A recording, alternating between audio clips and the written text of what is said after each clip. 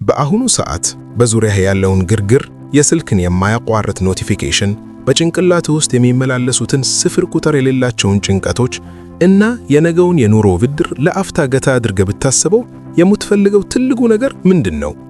ብዙዎቻችን የምንሮጠው ለገንዘብ፣ ለዝና ወይም ለስልጣን ይመስለናል። ነገር ግን በጥልቀት ስንመረመረው ሁላችንም የምንፈልገው አንድ መዳረሻ አለ። እሱም የውስጥ ሰላም ነው። ዛሬ የምነግራችሁ ታሪክና የምናያቸው 7ቱ የቡድሃ የህይወት ህጎች ተራ ምክሮች አይደሉም። ይልቁንም ለዘመናት የሰው ልጅን አእምሮ ከጨለማ ወደ ብርሃን፣ ከግርግር ወደ መረጋጋት ያሻገሩ ጥልቅ ጥበቦች ናቸው። እስቲ አንድ ታሪክ ላካፍላችሁ። በአንድ ወቅት እጅግ ባለጸጋ የሆነ ነገር ግን በውስጡ ሰላም ያጣ፣ በየቀኑ በጭንቀትና በንዴት የሚታመስ አንድ ሰው ነበር። ይህ ሰው ያልገዛው የቅንጦት ዕቃ፣ ያልሄደበት የዓለም ክፍል አልነበረም። ሆኖም ግን ልቡ ልክ እንደተናወጠ ባህር ሁሌም ይረበሽ ነበር። አንድ ቀን በአንድ ሩቅ ገዳም ውስጥ የሚኖር አንድ ዝምተኛ መነኩሴ እንዳለ ሰምቶ ጉዞ ጀመረ። እዚያም ሲደርስ መነኩሴውን ያገኘው በአንድ ትልቅ ዛፍ ስር በጸጥታ ተቀምጦ ነበር።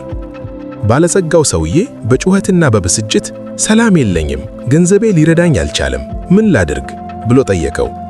መነኩሴውም ቀና ብሎ እያየው ሰላም ማለት የችግር አለመኖር ሳይሆን በችግር መሃል ሆነ ልብህ የሚፈጥረው ጸጥታ ነው አለ።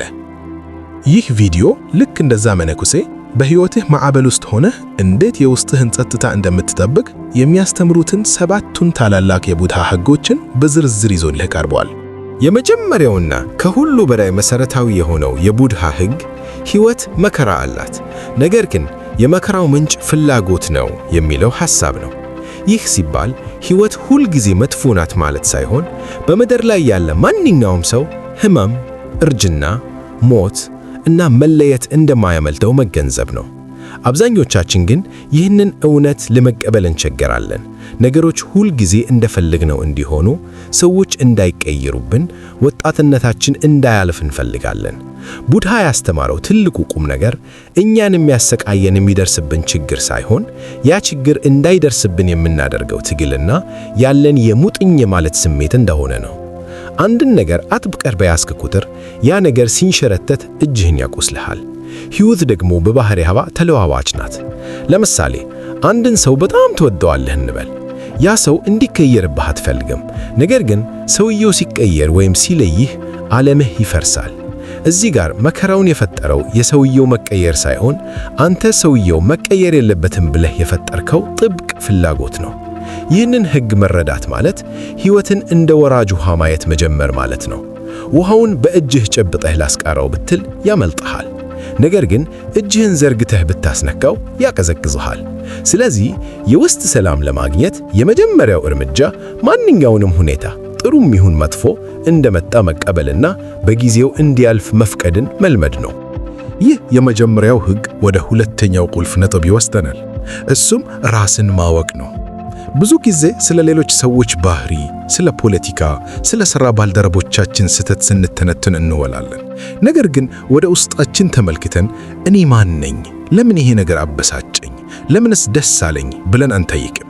ቡድሃ እንደሚለው ከሺህ ጦርነቶች በላይ ራስን ማሸነፍ እጅግ ታላቅ ድል ነው።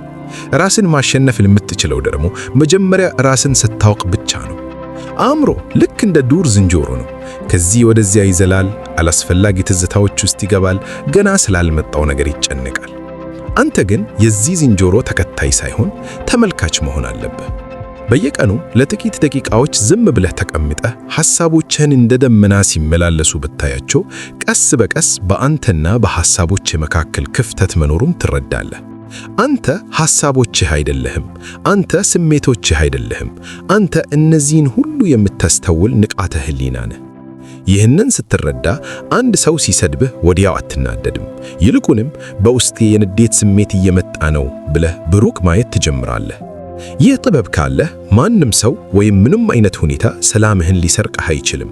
ምክንያቱም ቁልፉ ያለው በእጅህ እንጂ በሌሎች ሰዎች ምላሽ ውስጥ አይደለም። የውስጥ ሰላም መንገድ የሚጀምረው ከውጭው ዓለም ጫጫታ በመሸሽ ሳይሆን በውስጥህ ያለውን ጫጫታ በማዳመጥና በሂደት በማርገብ ነው። በሕይወትህ ውስጥ የሚያጋጥሙ ፈተናዎች ሁሉ ልክ እንደ አንጥረኛ እሳት ናቸው። ወርቅ በእሳት ውስጥ አልፎ እንደሚነጻ አንተም በእነዚህ 7ቱ ሕጎች ውስጥ ስታልፍ የውስጥህ ማንነት ይበልጥ ብሩህ ይሆናል። እስካሁን ያየናቸው 2 ነጥቦች መከራን መቀበልና ራስን ማወቅ የመሠረት ድንጋዮች ናቸው። በሚቀጥሉት ክፍሎች ደግሞ እንዴት ንግግራችንን፣ ተግባራችንንና አኗኗራችንን በመቀየር ሙሉ ሰላም ማግኘት እንደምንችል በዝርዝር እንመለከታለን። አስታውስ፣ ይህ ጉዞ የአንድ ቀን አይደለም። ነገር ግን ዛሬ በሰማኸው እውነት ላይ ተመስርተህ አንዲት እርምጃ ከወሰድክ ከትናንቱ የተሻለ መረጋጋት እንደሚሰማህ እርግጠኛ ነኝ። አሁን ወደ 3ኛውና እጅግ አስፈላጊ ወደ ሆነው የንቃት ወይም የማይንድፉልነስ ሕግ እንሸጋገራለን። ይህ ሕግ እንዴት በአሁኑ ሰዓት መኖር እንዳለብህና ያለፈው ጸጸትና የነገው ስጋት እንዳይገዙህ የሚያደርግህ ታላቅ መሳሪያ ነው። ወደ 3ኛው ታላቅ የቡዳ ሕግ ስንመጣ የሁላችንንም ሕይወት ሊቀይር የሚችል አንድ እውነት እናገኛለን። እሱም በአሁኑ ቅጽበት መኖር ወይም ማይንድፉልነስ ነው። እስቲ ራሳችሁን ጠይቁ። ዛሬ ስንት ጊዜ ነው አእምሮአችሁ በትክክል ካላችሁበት ቦታ የጠፋው? ምናልባት ቁርስ እየበላችሁ ስለ ሥራ ስብሰባ ትጨነቁ ይሆናል። ወይም ከጓደኞቻችሁ ጋር ቁጭ ብላችሁ ትናንት ስለተፈጠረ አለመግባባት ታስባላችሁ። ቡዳ እንዳስተማረው የሰው ልጅ ስቃይ የሚመነጨው ወይ ባለፈው ትዝታ ውስጥ ተቀብሮ በመኖሩ ወይም ገና ባልመጣው የወደፊት ስጋት ውስጥ በመባከኑ ነው። ያለፈው አልፏል፣ የወደፊቱ ገና አልመጣም። ያለህ ብቸኛው ጊዜ አሁን ነው ይላል። ይህንን ሕግ መተግበር ማለት ግን ለነገ አታቅዱ ማለት አይደለም። ይልቁንም በምትሰሩት ሥራ ላይ ሙሉ ትኩረታችሁን አድርጉ ማለት ነው። ውሃ እየጠጣህ ከሆነ ውሃውን ቅመሰው። እየተራመድክ ከሆነ የእግርህን መሬት መንካት አስተውል። ይህ ቀላል የሚመስል ልምምድ በአእምሮህ ውስጥ ያለውን የጭንቀት ጫጫታ ቀስ በቀስ ጸጥ ያደርገዋል። የውስጥ ሰላም የሚጀምረው አእምሮህ ከሚባዝንበት ዓለም ተመልሶ አሁን ካለህበት አካሌ ጋር ሲገናኝ ነው። አሁን ደግሞ ወደ 4ኛው ሕግ እንለፍ። ይህም ትክክለኛ ንግግር ይባላል። ብዙዎቻችን ቃላት ያላቸውን ኃይል እንዘነጋለን።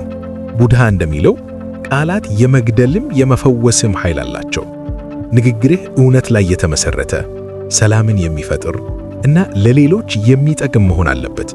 ዝም ብለን የምንወረውራቸው የሐሜት ቃላት፣ የትችት መርዞች ወይም የቁጣ ጩኸቶች መጀመሪያ የሚበክሉት የራሳችንን የውስጥ ሰላም ነው።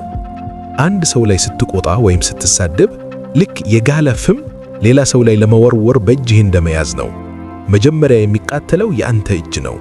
ስለዚህ ከመናገርህ በፊት 3 ጥያቄዎችን ራስህን ጠይቅ። ይህ የምናገረው ነገር እውነት ነው? አስፈላጊ ነው? ደግነትስ አለበት? እነዚህን ጥያቄዎች መመለስ ካልቻልክ ዝምታ ካንተ የተሻለ ጓደኛ ይሆንልሃል።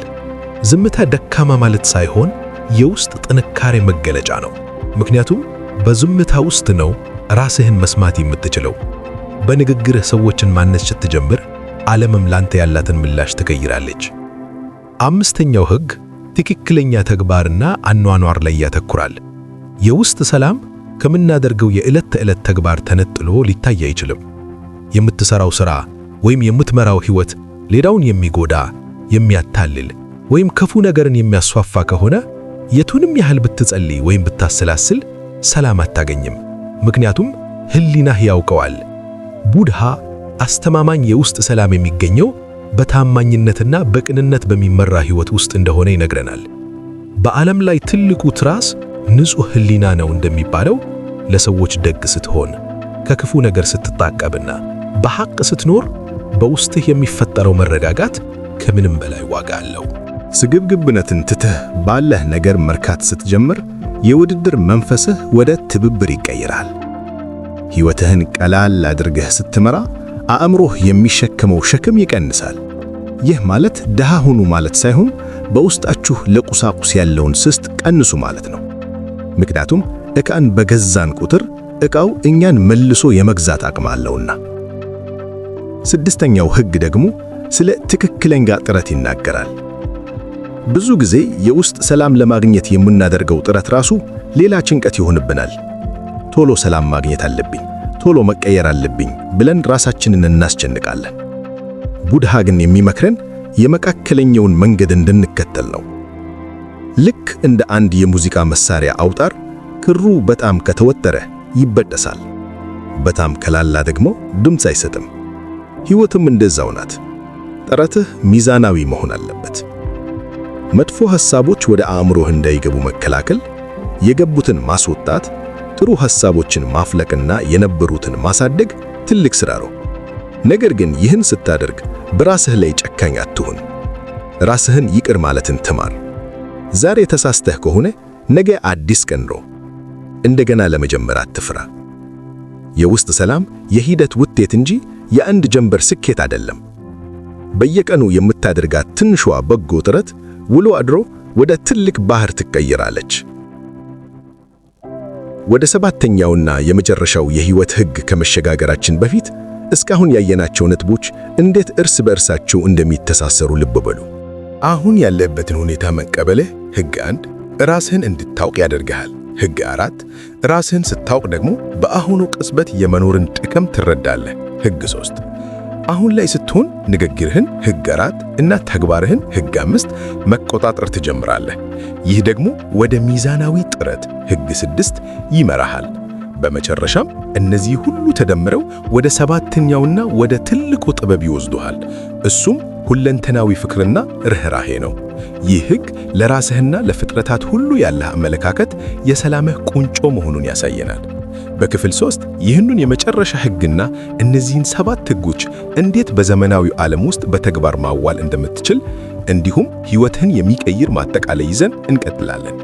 አሁን ደግሞ ወደ ሰባተኛውና ወደ መጨረሻው ምናልባትም ከሁሉ በላይ ጥልቅ ወደ ሆነው የቡድሃ ህግ እንሸጋገራለን። እሱም ሁለንተናዊ ፍቅርና ርህራሄ ወይም ሜታ ይባላል። ብዙ ጊዜ ሰላም ለማግኘት ስንሞክር ትኩረታችን ራሳችን ላይ ብቻ ይሆናል። እኔ እንዳይከፋኝ፣ እኔ እንዳልረበሽ፣ እኔ እንዳልጎዳ እንላለን። ነገር ግን እውነተኛው የውስጥ ሰላም የሚገኘው ከራስ አልፎ ለሌሎች ማሰብ ሲቻል ነው። ቡድሃ እንዳስተማረው ጥላቻን በጥላቻ ማጥፋት አይቻልም። ጥላቻ የሚጠፋው በፍቅር ብቻ ነው። ይህ ማለት ግን ለሚበድሉ ሰዎች ሁሉ ተንበርከክ ማለት አይደለም። ይልቁንም በውስጥህ ያለውን የቂም በቀል መርዝ አውጥተህ ጣል ማለት ነው። ምክንያቱም ቂም መያዝ ማለት አንተ መርዝ ጠጥተህ ሌላው ሰው እንዲሞት ከመመኘት ጋር አብሮ ይመሳሰላል። ርህራሄ ለራስህ የምታደርገው ትልቅ ውለታ ነው። ምክንያቱም ሌሎችን ይቅር ስትልና ለፍጥረታት ሁሉ በጎ ስትመኝ አእምሮህ ከጥበቃና ከጥቃት ስሜት ወጥቶ ወደ ሰላምና ወደ መረጋጋት ይሸጋገራል። እስቲ ይህንን አስቡት። በዓለም ላይ ያሉ ሰላማዊ ሰዎች ሁሉ አንድ የሚያመሳስላቸው ነገር ቢኖር ለሌሎች ያላቸው ክፍት ልብ ነው። አንድ ሰው ሲያናድድህ ይህ ሰው ምናልባት ዛሬ መጥፎ ቀን አሳልፎ ይሆናል ወይም በውስጡ ያልታከመ ቁስል ይኖረዋል ብለህ ማሰብ ስትጀምር ቁጣህ ወደ ርህራሄ ይቀየራል። ይህ ርህራሄ ደግሞ መጀመሪያ የሚፈውሰው አንተን ነው። የውስጡ ሰላም ማለት ልክ እንደ አንድ ትልቅ ውቅያኖስ ነው። በላዩ ላይ ማዕበልና ጫጫታ ቢኖርም በውስጡ ግን ጥልቅ ጸጥታና መረጋጋት አለ። ይህ ሰባተኛው ህግ የራስን እኔነት ሰብረን ከሌላው ዓለም ጋር በደግነት እንድንገናኝ ይረዳናል። ፍቅርና ደግነት ካለህ በየትኛውም ቦታ ብትሆን፣ በየትኛውም የኑሮ ደረጃ ላይ ብትገኝ የውስጥህ ቤት ሁል ጊዜ በሰላም የተሞላ ይሆናል። አሁን እነዚህን 7 ህጎች ካየን በኋላ ትልቁ ጥያቄ እንዴት ነው በዘመናዊውና ግርግር በበዛበት ዓለም ውስጥ ልንተገብራቸው የምንችለው የሚለው ነው። ስልክህ በማያቋርጥ ማሳወቂያ ሲረብሽ፣ በትራፊክ መጨናነቅ ውስጥ ስትቆም ወይም በሥራ ቦታ ግፊት ሲበዛብህ እነዚህን ጥበቦች ማስታወስ ከባድ ሊሆን ይችላል። ነገር ግን ሚስጥሩ ያለው በትንንሽ እርምጃዎች ውስጥ ነው። ሰላም ማለት በአንድ ጀንበር የምታገኘው የወርቅ ሜዳሊያ ሳይሆን በየቀኑ የምትተነፍሰው አየር መሆን አለበት። ጠዋት ስትነቃ ስልክህን ከመመልከትህ በፊት ለ2 ደቂቃ ዝም ብለህ ተንፈስ። ያቺ አጭር ጊዜ የአሁኑ ቅጽበት መጀመሪያ ትሁን።